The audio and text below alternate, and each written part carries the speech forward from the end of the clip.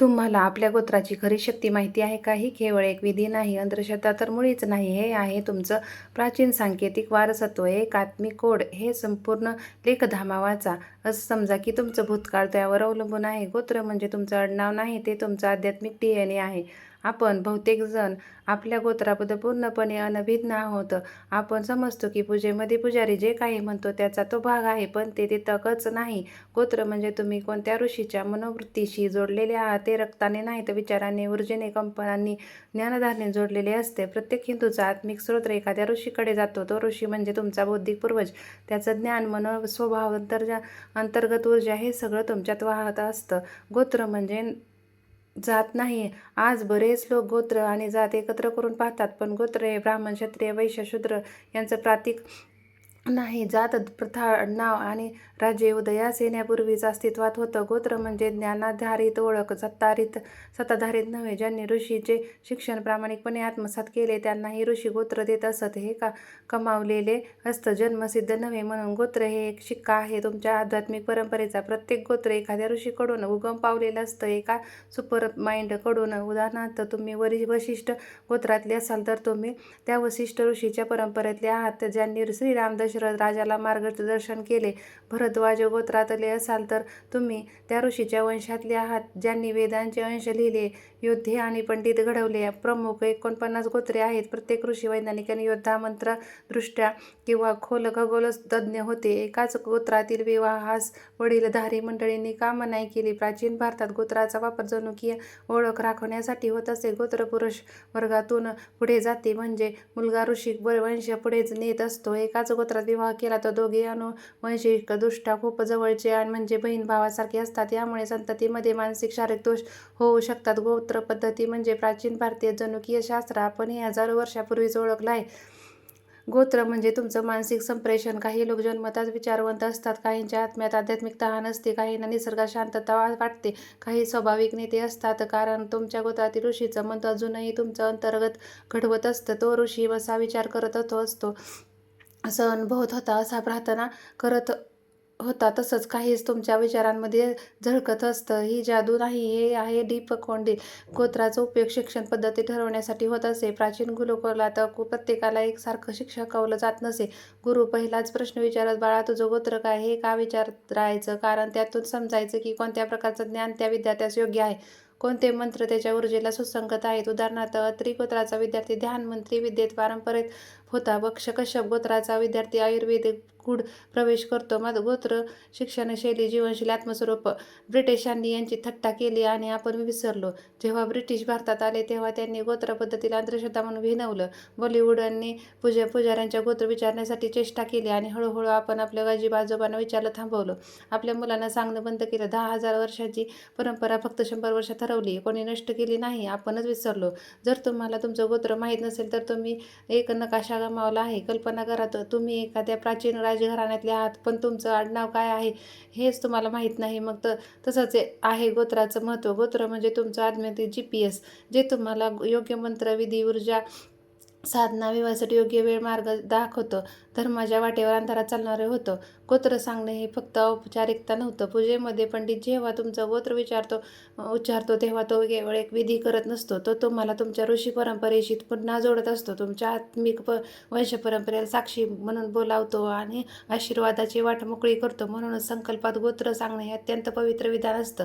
मी भरद्वाज ऋषीचा वंशज, पूर्ण आत्मचेतेने देवताचे सहाय्य मागतो. तुमचं गोत्र जतन करा. उशीर होण्याआधी आई-वडिलांना, आजी-आजोबांना विचारा. माहीत नसेल तर शोधा, पण त्या माहीत नसणं म्हणजे आपली मूळ विसरणं. हे ते लिहून ठेवा. मुलांना सांगा, अभिमानाने उच्चारा. तुम्ही 2000 साली जन्मलेले असाल तर तुमचं गोत्र हजारो वर्षापूर्वीच्या ऋषींनी पेटवलेलं दिव्य ज्योत आहे. तुम्ही त्या अजरामर कथेत आत्ताच शेवटचं पानं आहात. तुमचं गोत्र म्हणजे आत्म्यास विसरलेलं पासवर्ड. आज आपण wifi password, email login, Netflix code लक्षात ठेवतो, पण सगळ्यात जुना पासवर्ड आपलं गोत्र विसरतो.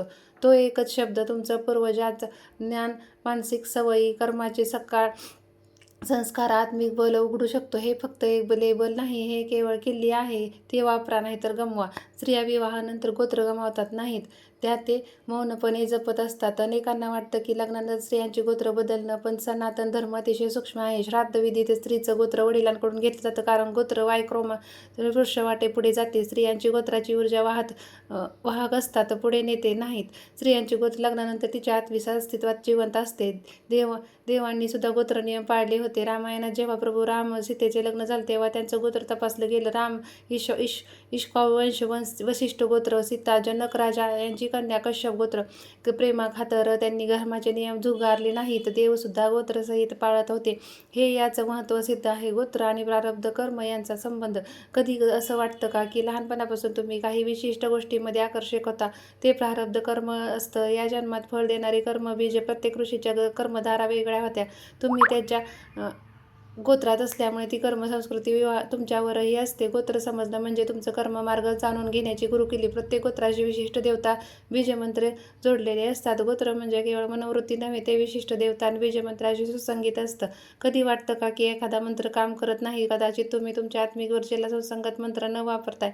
योग्य मंत्र प्लस योग्य गोत्र प्लस योग्य मंत्र. आध्यात्मिक प्रवास हे समजल्यास ध्यान साधना उपचारपद शक्ती 10 पट वाढते. गोत्र अंतरप्रेरणा गोंधळात. आज बरेच लोक हरवलेले वाटतात. उद्दिष्ट काय, जीवनमार्ग कोणता, नातेसंबंध कसे असावेत? पण जर तुम्ही शांत बसला, तुमचं गोत्र, ऋषी परंपरा यांचा विचार केला, अंतःप्रेरणा जागृत होते. तुमचा ऋषी गोंधळात नाही, त्याची विचार लहर अजूनही तुमच्या नसानसात आहे. तिला अनुसर स्पष्टता मिळते.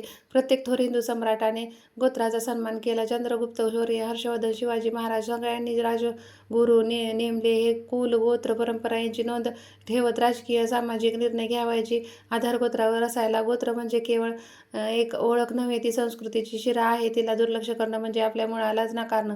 गोत्र पद्धतीने स्त्रियांना संरक्षण. तिला आधुनिक भाषेत बोलायला झालं तर गोत्र ट्रॅकिंग ही एक सुरक्षा व्यवस्था होती. ती पिढीतील विवाह टाळण्यासाठी, रक्तसंबंध जपण्यासाठी, स्त्रियांच्या सन्मानासाठी युद्ध ठरवले किंवा होतं. स्त्रियांनाही त्यांच्या गोत्रामुळे पुन्हा समाजात स्थान मिळवता आलं. या मागासपणा नव्हे, ही पुरातन बुद्धिमत्ता होती. गोत्र म्हणजे तुमची कॉस्मिक भूमिका. प्रत्येक ऋषी ब्रह्मांडासाठी एका विशिष्ट कार्यासाठी झटत होता. काही शिरषोपचार परंपरा, काही खगोलशास्त्र, काही धर्मरक्षक, काही न्याय संस्थापक.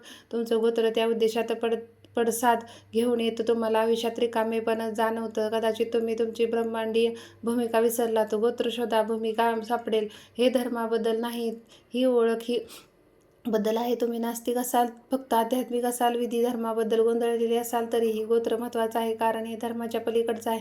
हे आहे पूर्वजांचं भान. हे आहे भारतीय तत्त्वज्ञानाचे मौन मार्गदर्शन. त्यावर विश्वास ठेवणं म्हणजे गरजेचं नाही, पण हे आठवणं गरजेचं आहे.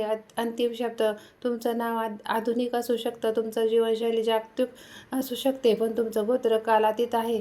आणि जर तुम्ही त्याकडे दुर्लक्ष केलं तर तुम्ही त्या नदीसारखी आहात जी आपल्या उगम विसरलेली आहे. गोत्र म्हणजे भूतकाळ नव्हे, ती भविष्यातील ज्ञानाचा पासवर्ड आहे. ते उघडा आणि पुढच्या पिढीला ते हरवू देऊ नका.